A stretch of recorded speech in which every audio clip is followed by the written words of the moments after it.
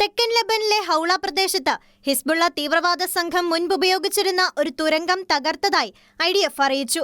ഭീകരർക്ക് ഈ തുരങ്കം വീണ്ടും ഉപയോഗിക്കാൻ കഴിയില്ലെന്ന് ഉറപ്പാക്കാനാണ് ഓപ്പറേഷൻ നടത്തിയതെന്ന് ഇസ്രായേൽ സൈന്യം പറഞ്ഞു.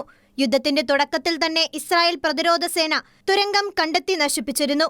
എങ്കിലും ഭാവിയിൽ ഭീകരർ ഇത് ചൂഷണം ചെയ്യുന്നത് തടയാനാണ് ഓപ്പറേഷൻ നടത്തിയതെന്നും സൈന്യം കൂട്ടിച്ചേർത്തു.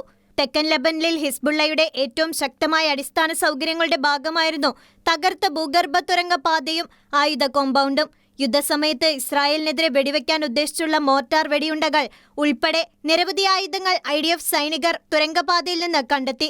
അതേസമയം ഐദ ആഷാബിലെ ഒരു ഹിസ്ബുള്ള ആയുധ സംഭരണ കേന്ദ്രം തകർത്തതായും സൈന്യം അറിയിച്ചു. ഇസ്രായേൽ രാജ്യത്തിന് നേരെയുള്ള ഏതൊരു ഭീഷണിയും നീക്കം ചെയ്യുന്നതിനെ തുടർന്ന് പ്രവർത്തിക്കുമെന്ന് സൈന്യം വ്യക്തമാക്കി. ഹിസ്ബുള്ളയുടെ അടിസ്ഥാന സൗകര്യങ്ങൾ പുനർനിർമ്മിക്കാനുള്ള ശ്രമങ്ങളെ പരാജയപ്പെടുത്തുമെന്നും ഇസ്രായേലും ലെബനനും തമ്മിലുള്ള ധാരണകളിൽ പ്രതിജ്ഞാബദ്ധരായി തുടരുന്നതിന് തുടർന്നും പ്രവർത്തിക്കുമെന്നും IDF പ്രസ്താവനയിൽ പറഞ്ഞു.